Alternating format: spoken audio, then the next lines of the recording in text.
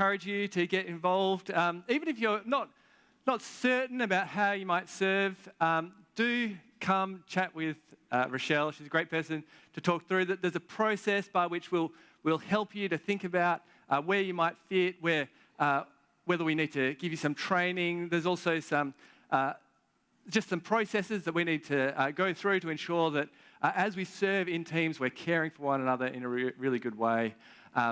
So do kind of chat to us about that. We'd love to see you loving the body here at North Coast.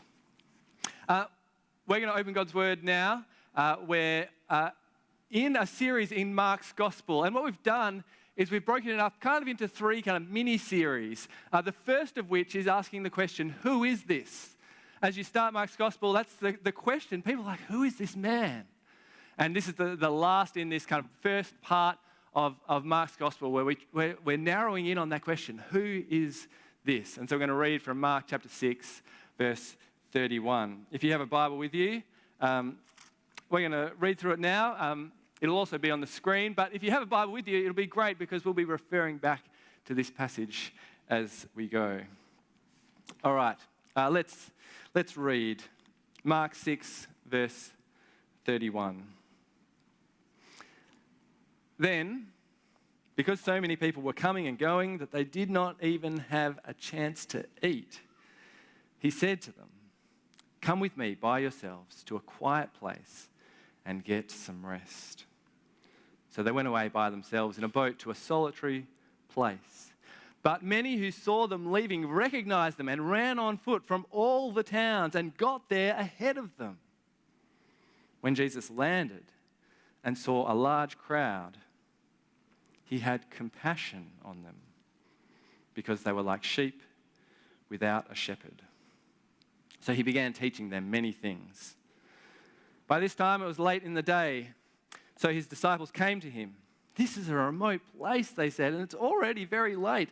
Send the people away so that they can go to the surrounding countryside and villages and buy themselves something to eat." But he answered, "You give them something to eat." They said to him, "That would take more than half a year's wages. Are we to go and spend that much on bread and give it to them to eat?" "How many loaves do you have?" he asked. "Go and see." When they found out, they said, 5 and 2 fish. Then Jesus told them to make all the people sit down in groups on the green grass. So they sat down in groups of hundreds and fifties, taking the 5 loaves and the 2 fish, and looking up to heaven, he gave thanks and broke the loaves. Then he gave them to his disciples to distribute to the people. He also divided the 2 fish among them all. All ate and were satisfied. And the disciples picked up 12 basketfuls of broken pieces of bread and fish. The number of the men who had eaten was 5,000. Immediately, Jesus made his disciples get into the boat and go on ahead of him to Bethsaida, while he dismissed the crowd. After leaving them, he went up on a mountainside to pray. Later that night, the boat was in the middle of the lake, and he was alone on the land. He saw the disciples straining at the oars because the wind was against them. Shortly before dawn, he went out to them, walking on the lake. He was about to pass them by, but when they saw him walking on the lake, they thought he was a ghost. They cried out because they all saw him and were terrified. Immediately he spoke to them and said, "Take courage, it is I, don't be afraid." Then he climbed into the boat with them, and the wind died down. They were completely amazed, for they had not understood about the loaves. Their hearts were hardened. When they had crossed over, they landed at Gennesaret and anchored there. As soon as they got out of the boat, people recognized Jesus. They ran throughout the whole region and carried those who were ill on mats to wherever they heard he was. And wherever he went, into villages, towns, or countryside, they placed those who were ill in the marketplaces. They begged him to let them touch even the edge of his cloak, and all who touched it were healed.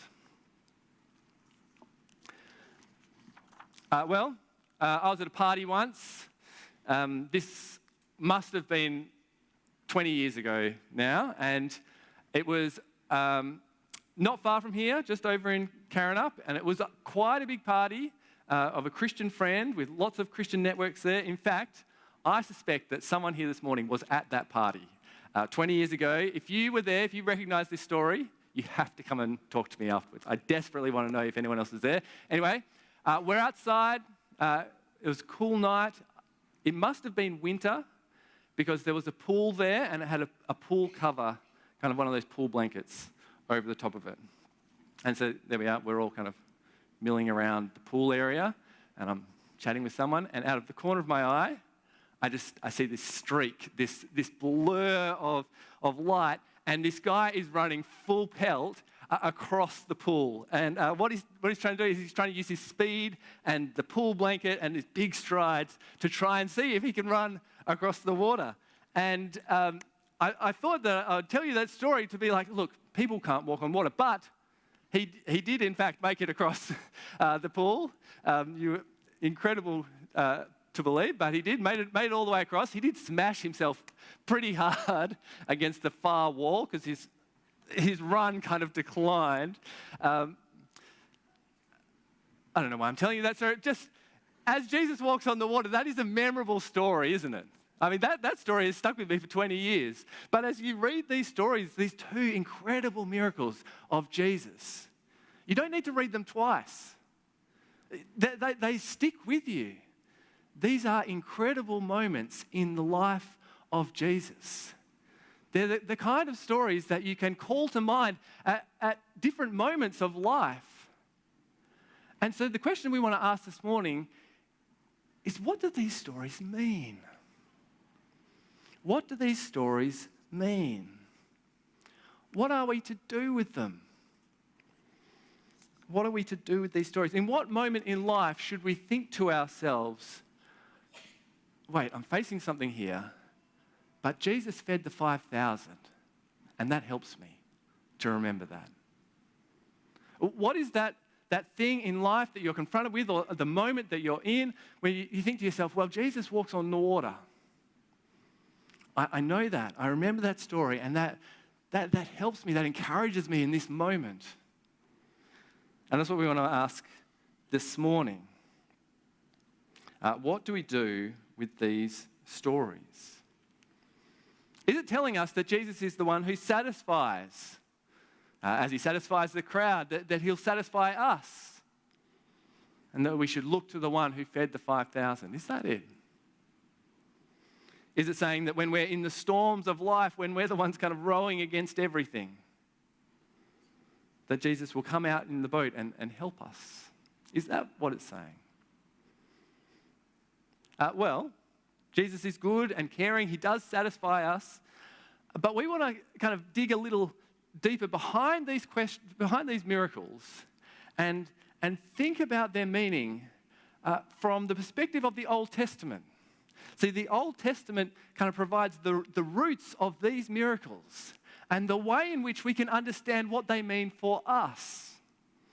And so that's what we're going to do. They're going to help us to get kind of inside these miracles. So as we remember these stories, these incredible stories, we can take them with us into life. Now, to keep track of where we're going today, we're going to use three familiar words. You might have seen them on the way in as you kind of walked across the front of our building. Jesus, people, eternity. They're just going to be our headings, and we're going to use that to keep up with where we're going, because these miracles are kind of touch on these things. So that's kind of like our scaffolding for today, and then we're going to get into the text. So firstly, Jesus. We learned something essential about Jesus. Last week in chapter 5, we saw Jesus perform these three incredible miracles. Healing a woman, healing a demon-possessed man, raising a dead girl, these incredible things. And so by the time you get to chapter 6, Jesus is a rock star. He is everywhere. In verse 31, there's so many people coming to him that they don't even have time to eat. This is hectic. He's like a celebrity getting mobbed on the street. He's kind of like a nurse in emergency who can't even find 5 minutes to rush to the toilet. Like, this is the mode that he's in. And so Jesus decides to take his disciples away, somewhere where they can get some rest, just to eat for a moment. But the crowds are like paparazzi, right? They're thinking 2 steps ahead. They track them down, they figure out where the boat's going, and they're there waiting for them. And so when Jesus lands, you can just imagine it. He puts his foot on the sand, and you just think that wave of relief that you get. You think, finally, some peace and quiet, some space. You know, the way all the parents felt this week as kids. Say that, not say it too loudly. That's the feeling, that wash of relief that Jesus has. And then he looks up, and there they are. The crowd are back. How would you feel? I would just get back in the boat. I'd be like, no, I'm out. I'm not doing this. But look at how Jesus reacts. Verse 34. When Jesus landed and saw a large crowd, he had compassion on them. He had compassion on them because they were like sheep without a shepherd. That word compassion is a turn of phrase that we don't use. It says he was moved in his bowels. Now, bowel movement obviously means something different to us, so that's not what they put in the translation of the Bible, but it's saying it was like that. It was a gut punch. He felt it in his guts when he looked out and he saw these people in front of him. You know that feeling when you see a picture on TV of a child who's in poverty and facing malnutrition, and you just think, that is how Jesus felt looking out onto this crowd. Now, who is this crowd? Why are they there? What are they looking for from Jesus? They're chasing him for more miracles? Do they want him to raise an army? Is that why we have 5,000 men from all the towns kind of rushing to Jesus to make him their leader? Do they want some kind of uprising? Do they even know what they want? Jesus looks and he had compassion on them. Because they were like sheep without a shepherd. They have been misled by Israel's leaders. They are lost and wandering and hungry and far from God. And maybe they came with an agenda for Jesus to heal them or to start a resistance movement. But Jesus sees people who are spiritually malnourished. And so what does he do? He doesn't actually give them bread to begin with. Did you notice that? They were like sheep without a shepherd, so he began teaching them many things. That's the thing they need. They need to know the Father.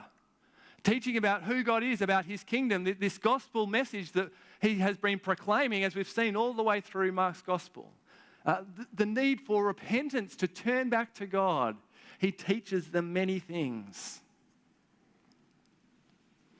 See, Jesus is the true shepherd of God's people. He looks out and he has compassion on the lost, and he longs to shepherd them back to the Father. So when should we remember this story, this moment in Jesus' life? When can we draw this to mind to help us? I think it's helpful when you walk into work. When you walk into work. I reckon it's helpful. Jesus is the one who looks out on the crowds of people in our city and has compassion on them. Sees that they are like sheep without a shepherd. Far from God, lost. Maybe that is true in your workplace. I don't know how many people are in your building at work. Maybe that's not quite 5,000. Maybe it's way more than that. But Jesus looks on them, the people you sit next to each day, the people that you rub shoulders with, and he has compassion on them. Now, how would it be different for us if we remembered this story as you walk into work in the coming week?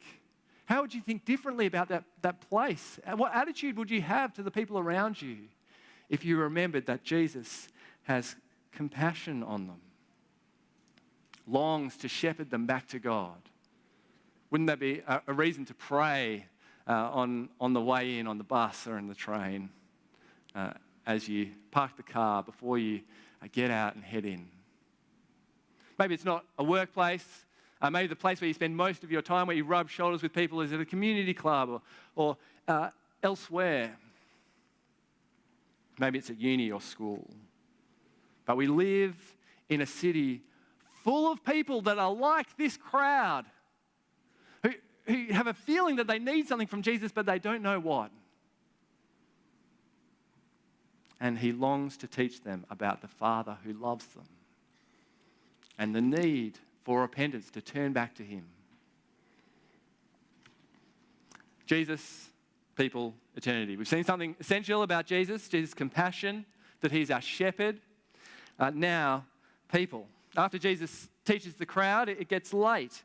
And the disciples are the one who spot the problem. They're like, hang on a second, we've got 5,000 men here. And this is miles from any shop. What are we going to do about this situation? It's already late. It's there's already a problem. We have to get rid of them. We have to send them away. And then we get this back and forth where Jesus tells them, no, you sort it out. And they're like, what? We're meant to drop 6 months' wages to buy bread? $10 a head, 5,000 guys, that's $50,000 just like that. Someone will tell me if my maths is wrong. I think that's right.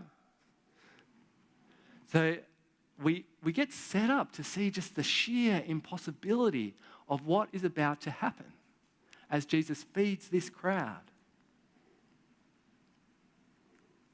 But is that what's going on here? Are we just meant to be wowed that Jesus does this incredible thing? Kind of like a party trick that could never be replicated. Well, this is where we want to head to the Old Testament to see the background to this miracle, to understand what's going on. So, check it out. This isn't even the first feeding miracle in the Bible. This is 2 Kings chapter 4, verse 42. We're going to read this out. And just notice how similar it is. A man came from Baal Shalishah, bringing the man of God 20 loaves of barley bread, baked from the first ripe grain, along with some heads of new grain. Give it to the people to eat, Elisha said. How can I set this before 100 men? His servant asked. But Elisha answered, give it to the people to eat, for this is what the Lord says, they will eat and have some left over. Then he set it before them and ate and had some left over, according to the word of the Lord. And so similar, right? Jesus feeding follows the pattern of this story from Elisha. Elisha does it with 100 men and 20 loaves, and so Jesus does it kind of on steroids, right? But it's the same kind of pattern. Jesus isn't even doing a unique miracle here. You think, Jesus, I thought you were doing something different and special, but no. Actually, this is going to help us to understand what it is that Jesus is doing. So what is happening in 2 Kings? Well, this is a time in Israel's history when God's people were being led by terrible kings, unfaithful kings who worshipped Baal. And the prophet Elisha is on the run. We're in this kind of series of miraculous events where God cares for Elisha and provides for him in the midst of a famine. And in this story, it's not just Elisha, but a company of prophets who are there, 100 of them, this faithful remnant who are holding on to the worship of the Lord in the midst of these corrupt leaders. And God feeds them in this amazing way. And so you get to Mark 6, and Jesus is doing the same type of thing, but far greater. He's doing what God does to care for his people. This ragtag group of men who are lost and wandering. Jesus treats them as God's chosen people. I think that's why there's 12 basketfuls of bread left over. I think we're meant to think in terms of the people of Israel. Just as there's 12 tribes of Israel, here there are 12 basketfuls left over, enough for all of Israel if they come to Jesus. Now, you can get tied up in knots working out what all the numbers mean and stuff like that, but over in chapter 8, Jesus will draw special attention to how many baskets were left over. It's a sign that there is an abundance for God's people, and that God's people are now those who will gather to Jesus. God's people are now those who will gather to Jesus, to be fed by him, to be fed by his word and by his work. That's who God's people are. Jesus has come to establish a new people of God around him. That's what's going on in this miracle. And the scene is beautiful. As you read through it, it's kind of like the world's largest picnic. He has them sit down on the green grass, kind of like sheep milling about. He gets them to sit in groups of hundreds, 50s. It's the word for kind of like garden beds when he gets them to sit in rows. He lines them up like carrots, and the disciples walk along and feed them as they go. It's a beautiful scene. And when should we remember that scene? It's going to stick with you. The feeding of the 5,000, you're going to remember it this coming week. And what will you do with it? When will it help? When will it help us to remember? Well, it's going to help us at church. It's going to help us next week. Next week when you walk into church, why not draw to mind the fact that Jesus fed the 5,000? Because he came to establish a new people of God around him. And as you walk in, as you look to Jesus, then that is you. And as you look around and see one another, that is what God is doing. He is gathering people to himself, creating a new people, a people like us. And I hope that helps us to see the privilege of what it means to come to church, to belong to Jesus, to be part of that huge crowd of people who are fed by Jesus, fed by his word, fed by his work. The leftovers are also a sign that there is an abundance for all who would come to Jesus. So that's what Jesus came to do. In just a while, we're going to share communion together. I think it's a great week to do that. As we share a little bit of bread and a little bit of juice, it won't be miraculous, certainly won't satisfy you, it's not going to fill you up, but it will be a token. It will be a sign of who we are. The people who are fed by Jesus, by his word and work. That's coming up in just a bit. But we want to get to our final point. Jesus, people, eternity. We want to think about the miracle on the lake now. And there's a hint here that these two miracles are connected. Have a look at verse 51. It says, "Then he climbed into the boat with them, and the wind died down. They were completely amazed, for they had not understood about the loaves. Their hearts were hardened." Isn't that interesting? They were completely amazed. Why? Why were they shocked at this? Well, they hadn't understood about the bread. And if they had understood about the loaves, then Jesus walking on water would have made sense. So what did they miss? Well, how are these two events connected? Again, this is not just a party trick. Jesus isn't just running fast across the pool, right? The Old Testament is going to give us the background here. So let's have a look. Here's Job chapter 9. This is Job reflecting on God himself. And here's what he says. He says, "He, God, alone stretches out the heavens and treads on the waves of the sea." He's the maker of the Bear and Orion, the Pleiades and the constellations of the south. He performs wonders that cannot be fathomed, miracles that cannot be counted. When he passes me, I cannot see him. When he goes by, I cannot perceive him. And isn't that exactly what happens here in Mark chapter 6? Miracles that cannot be counted. He passes them by and they don't recognize them, who he is.